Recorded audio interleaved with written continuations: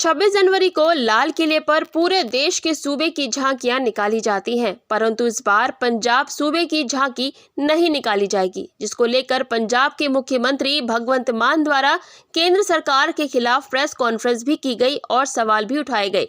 पंजाब सरकार पर बोलते हुए केंद्रीय मंत्री ने कहा कि इस मामले पर कोई सियासत नहीं होनी चाहिए। पता नहीं सीएम मान इसको मुद्दा बनाकर लोगों में क्या साबित करना चाहते हैं और अलग कमेटी बनाना चाहते हैं। 26 जनवरी वाले दिन निकाली जाने वाली झांकियों का सिलेक्शन कमेटी द्वारा किया जाता है, जो अंतिम फैसला होता है। SYL के मुद्दे पर केंद्रीय जल मंत्री द्वारा पंजाब और हरियाणा के मुख्यमंत्री के साथ मीटिंग भी की गई, परंतु इसका कोई हल नहीं निकल सका। इस मुद्दे पर सुप्रीम कोर्ट द्वारा फैसला लिया जाएगा। माननीय मुख्यमंत्री जी ने उसको लेकर के एक प्रेस कॉन्फ्रेंस की थी और उसके बाद में भारतीय जनता पार्टी के प्रदेश अध्यक्ष जी ने भी अपनी तरफ से कुछ स्टेटमेंट दिया था। हालांकि मैं ये कहूंगा कि उनका स्टेटमेंट उनकी अपनी जानकारी पर निर्भर हो सकता है, मैं उसमें उसको ऑथेंटिकेट करने के लिए उसको चैलेंज करने की चर्चा नहीं करूंगा, लेकिन इतना जरूर कहूंगा कि तकनीकी रूप से जितने टैब्ल्यू जितनी झांकियां वहां पर आती हैं, झांकियों के सिलेक्शन का प्रोसीजर क्या है मैं आपके सामने स्पष्ट करना चाहता हूं।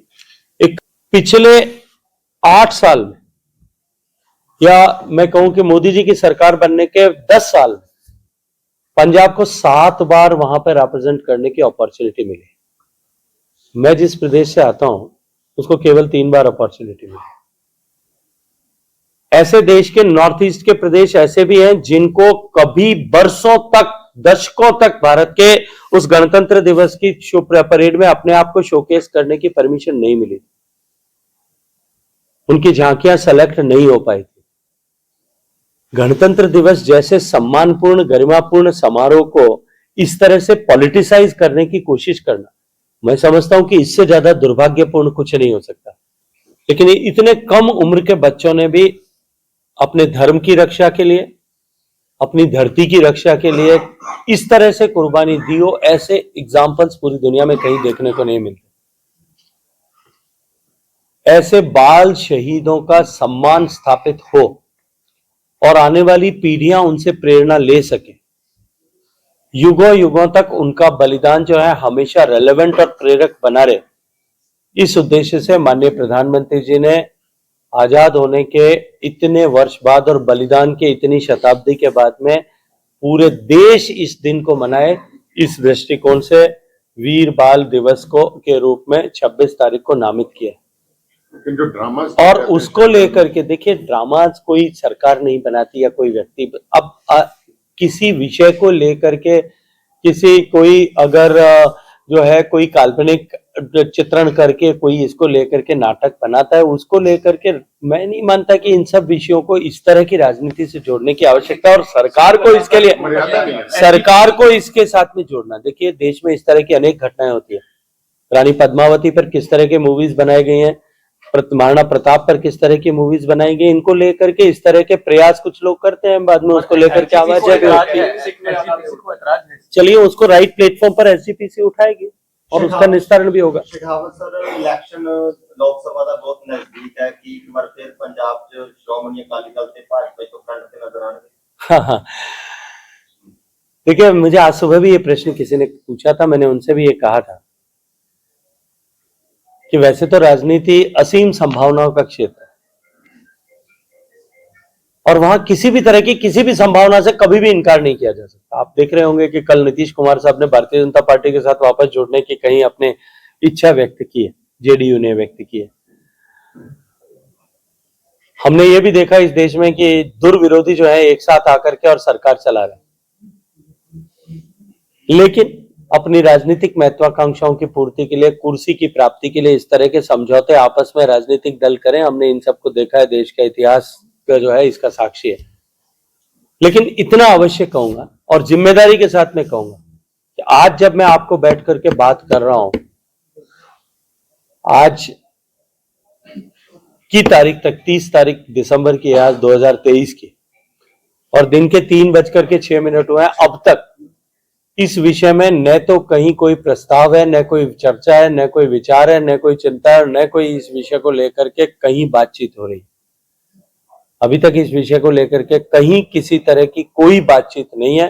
भारतीय जनता पार्टी अपने दम पर, अपने कार्यकर्ताओं के दम पर, माननीय मोदी जी के काम के दम पर, माननीय मोदी जी के चेहरे के दम पर 13 सीटों पर चुनाव लड़ करके इस जो है लोकसभा के चुनाव में जो देश ने तय कर लिया है कि एक बार फिर माननीय मोदी जी को अवसर देकर के प्रधानमंत्री बनाना है, उसी के साथ में खड़े होकर के अकेले चुनाव लड़ने की तैयारी करें। 24 के इलेक्शन नजदीक है, अभी इन दिनों में फिर से दोबारा एसबीआई का मुद्दा गरमाया हुआ है, तो इस मुद्दे को लेकर भाजपा का क्या स्टैंड? देखिए, मुझे नहीं लगता कि 24 के इलेक्शन से इस मुद्दे का कोई संबंध है।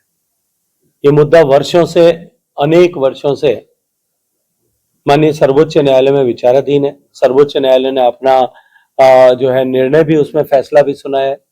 फैसला सुना करके सर्वोच्च न्यायालय ने भारत सरकार के जल शक्ति मंत्रालय के सचिव को ये जिम्मेदारी दी थी कि वो दोनों राज्यों के मुख्य सचिवों के साथ में बैठ करके और इसका कुछ एमिकेबल सोल्यूशन, समझौते के साथ में दोनों मिलजुल करके कोई इसका मार्ग निकालें।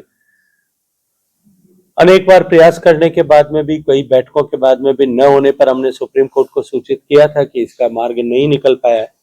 सुप्रीम कोर्ट ने एक बार फिर फैसला देते हुए जल शक्ति मंत्री को यह जिम्मेदारी दी थी और जल शक्ति मंत्री होने के नाते मुझे जिम्मेदारी दी थी कि मैं दोनों राज्यों के माननीय मुख्यमंत्रियों के साथ बैठ करके इसका कोई रास्ता निकालने का प्रयास करूं। मैंने 2 बार बैठ करके प्रयास किया, लेकिन दुर्भाग्य से कोई मार्ग नहीं निकल पाया। माननीय सर्वोच्च न्यायालय ने अभी पिछले दिनों में दिए गए 4 अक्टूबर के महीने में दिए गए फैसले में यह कहा है कि वर्तमान में वो जो नहर उस समय बनी थी, उस नहर की ऑन ग्राउंड सिचुएशन, पोजीशन क्या है, उसकी समीक्षा करके, उसका सर्वे करके और हम जो है सुप्रीम कोर्ट में एक एफिडेविट फाइल करें। अभी हमने 2 दिन पहले दोनों राज्यों के माननीय मुख्यमंत्रियों के साथ में इस सुप्रीम कोर्ट के निर्णय को किस तरह से जो है इम्प्लाई किया जा सकता है, इसके ऊपर चर्चा की है, विस्तार से बातचीत की है। और पंजाब सरकार ने अपनी तरफ से ये कहा है कि जब सुप्रीम कोर्ट का पहले जब फैसला आया था और उसके बाद में जब विवाद हुआ था, उसके बाद में पंजाब ने जो टर्मिनेशन ऑफ एग्रीमेंट किया था, विधानसभा में पारित किया था, और उसके बाद सुप्रीम कोर्ट के न्यायालय के आदेश से जो रिसीवर नियुक्त किया गया था, उसके बाद में आज तक वो पोजीशन स्टेटस को है, उसमें किसी तरह का परिवर्तन नहीं हुआ है। उसमें जो नहर बनी हुई थी वो नहर बनी हुई है और उसमें किसी भी तरह का कोई परिवर्तन अभी नहीं हुआ है।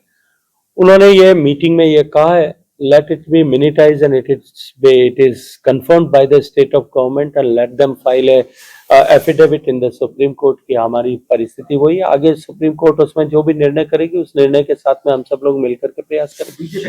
Sir, election commission of India ਦੀ ਨਿਯੁਕਤੀ ਲਈ ਜਿਹੜਾ ਚੀਫ ਜਸਟਿਸ ਆਫ ਇੰਡੀਆ ਨੂੰ ਪੈਨਲ ਤੇ ਰੱਖਿਆ ਨਹੀਂ ਗਿਆ, ਕੀ ਕਹਿਣਾ ਚਾਹੋਗੇ?